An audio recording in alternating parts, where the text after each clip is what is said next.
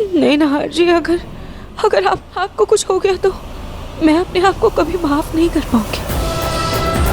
Please आप ऐसा मत कहिए।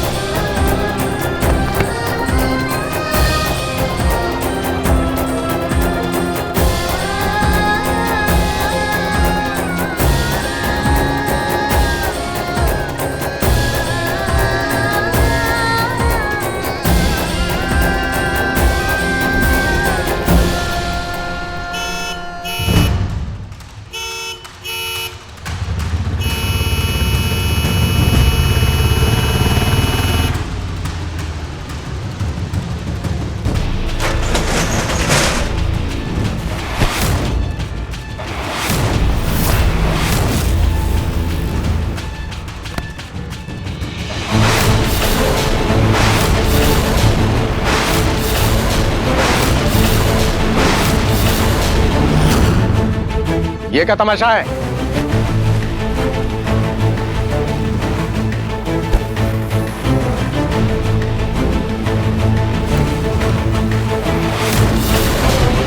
जूही, तू यहाँ? और इस बोरे में क्या है?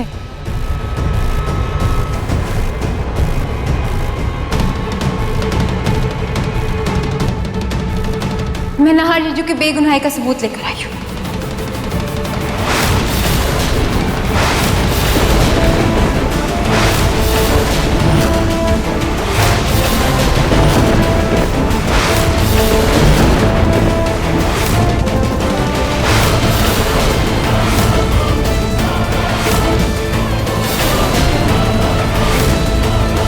देखा इंस्पेक्टर, मैंने आपसे कहा था ना, ये नकली रूही जिंदा है। नाहर जी ने किसी का भी खून नहीं किया। ये सब इसकी साजिश है। और आज ये अपना गुनाह खुद अपने मुंह से कोर्ट में कबूल करेगी।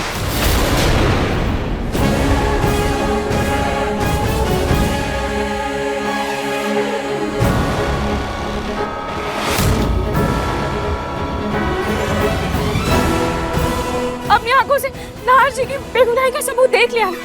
दे पटाओ इसका।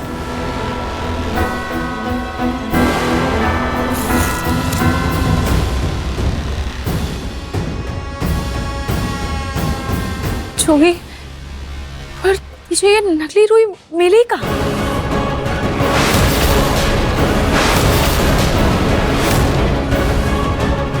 क्या कर रही है मैडम? मैं क्या कर रही हूँ? तुमने जानबूझकर झूठ बोला ना हमसे। अब सच सच बताओ, वो औरत कहाँ है? नहीं तो मैं पुलिस को बता दूंगी कि तुम एक मुजरिम का साथ दे रहे हो। समझ में आ रहा है तुम्हें? मुजरिम? पुलिस? नहीं नहीं मैडम, इन सब में मुझे मत फंसाइए। वो औरत शायद आप ही के घर में छुपी है। मैंने इसको घर पर पकड़ा और यहाँ पर लेकर आ गई सीधे।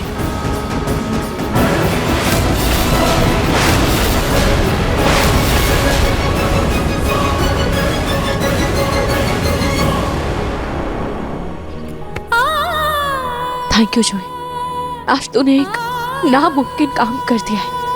आज तेरी वजह से नाहर जी पर लगा इल्जाम हट जाएगा।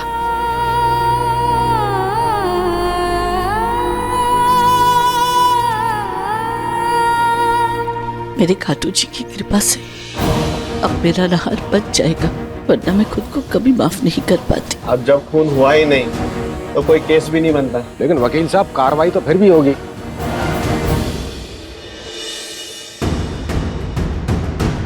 लेकिन नाहर जी के अगेंस्ट नहीं, इस बहरूपिया लड़की के अगेंस्ट।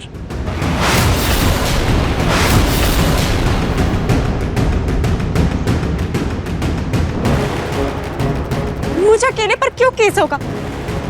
अगर मैं जेल गई तो मैं अकेले जेल नहीं जाऊंगी।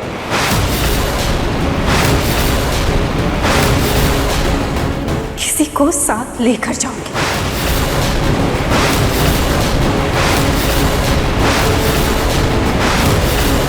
हे भगवान, ये नकली रूही कहीं सबके सामने मेरी पोल न खोल दे। इतना सब कुछ होने के बाद भी तुम्हें चैन नहीं मिला? हाँ? आज तुम्हारी वजह से मेरा पोता मुझसे दूर हो जाता, जेल हो जाती उसे, वो मुझसे दूर हो जाता। देखो, तुम्हें ज्यादा से ज्यादा 6 महीने तक जेल हो जाएगी। मैं तुम्हारे अकाउंट में मोटी रकम डाल दूंगी, बस तुम अपना मुंह बंद रखो, किसी से कुछ मत कहो। छोड़ूंगी नहीं मैं तुम्हें, मार डालूंगी तुम्हें। अरे छोड़ो मुझे, छोड़िए आपकी तबीयत। अरे आज इसकी वजह से तुम्हें जेल हो जाती। छोड़िए, संभालिए खुद को, जाने दीजिए उसे।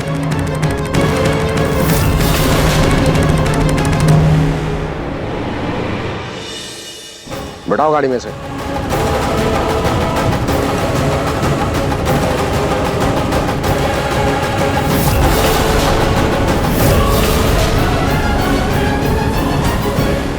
I am sorry mister Nair, murder cases में थोड़ी सख्ती बरतनी पड़ती है। वो हम अपना काम कर रहे थे। इंस्पेक्टर, मैं समझ सकता हूँ, लेकिन एक बात तो है, मानना पड़ेगा आपकी बीवी और आपकी साली साहिबा को। इन्होंने पूरा जोर लगा दिया आपको जेल से बाहर निकालने के लिए। हवलदार, हथकड़ी खोलो।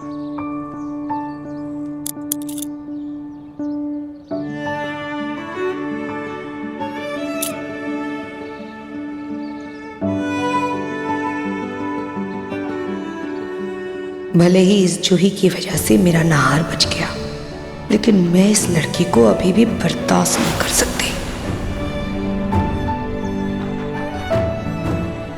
मिस्टर नाहर, मैं जज साहब से बात करूंगा। फिलहाल आप सब लोग जा सकते हैं।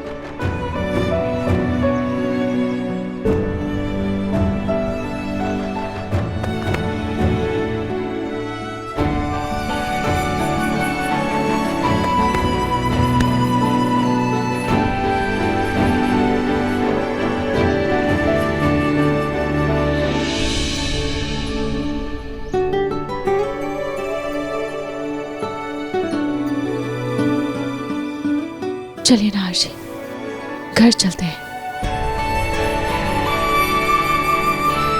रोहित, तुम्हारी रक्षा दादा ने मेरी रक्षा करी है। चलो।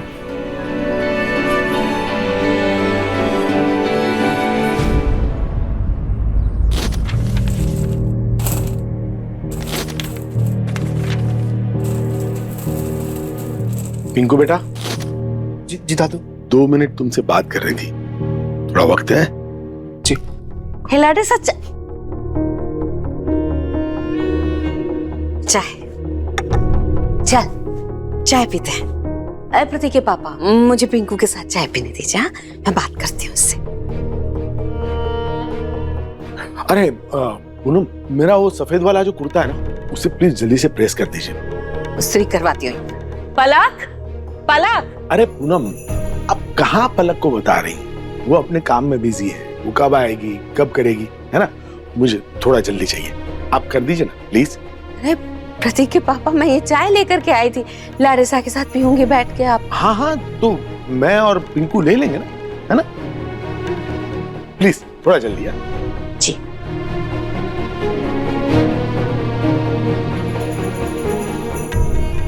पिंकू बेटा,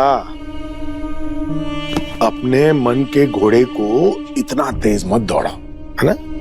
थोड़ा शांत हो जाओ। बेटा, तुम जिन हालात से गुजर रहे हो मैं समझ सकता हूँ, क्योंकि उन हालात से मैं भी गुजर चुका हूँ। बल्कि हर मर्द को उन्हीं हालात से गुजरना ही पड़ता है, समझे? लेकिन क्या है कि ऑफिस यानी दफ्तर के काम में और घर में संतुलन बनाए रखना बहुत जरूरी है। तभी तो तुम ऑफिस में अपने बॉस को और घर में परिवार वालों को खुश रख पाओगे, है कि नहीं? लेकिन दादू, घर में तो हमेशा कुछ ना कुछ लगा ही रहता है, कभी पलक का और कभी दादी का। अब तुम ये सोचो कि मुझ पर क्या बीत रही होगी। हाँ, इतने सालों से जो तुम्हारी दादी को झेल रहा हूं मैं, लेकिन फिर भी संभाल रहा हूं ना। और सभी को संभालना पड़ता है। वक्त के साथ साथ हम सब कुछ संभालना सीख जाते हैं। तुम्हारे चाचा और तुम्हारे पापा ने भी बहुत बखूबी निभाया, है ना? जी। वो भी सीख गए थे, जी, तुम भी सीख जाओगे। देखो बेटा, ऑफिस में काम का नुकसान होगा तो उसकी भरपाई हो पाएगी, लेकिन अगर रिश्तों का नुकसान होगा तो उसकी भरपाई करना बहुत मुश्किल है। इसलिए रिश्तों पे ज्यादा ध्यान रखो, ठीक है? जी दादू। पलक पे जो तुम इतना नाराज हो रहे हो वो सही नहीं है बेटा। एक बार उसका मन भी तो समझो और उससे बात करो, अपना मन खोलकर बात करो। और अपनी बात उससे कहो। ठीक है।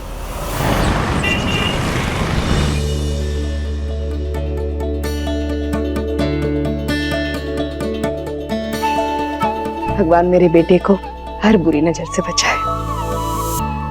अरे खुश रहो।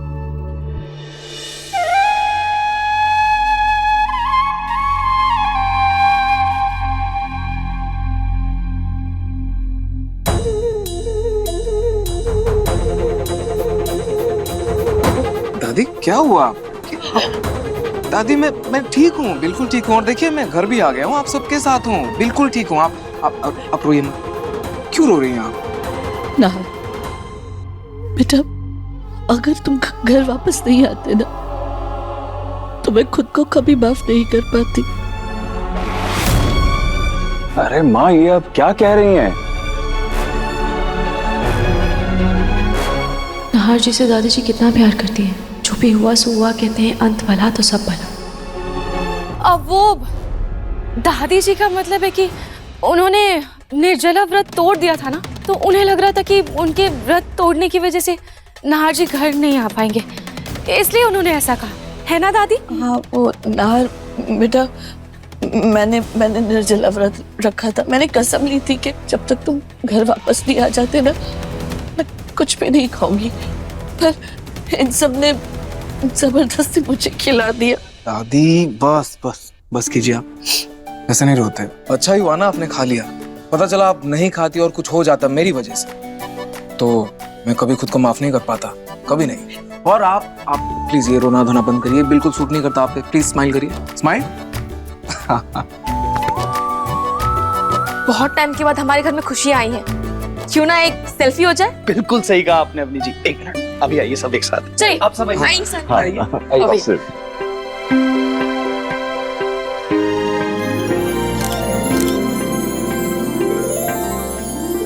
जूही नजर नहीं आ रही है।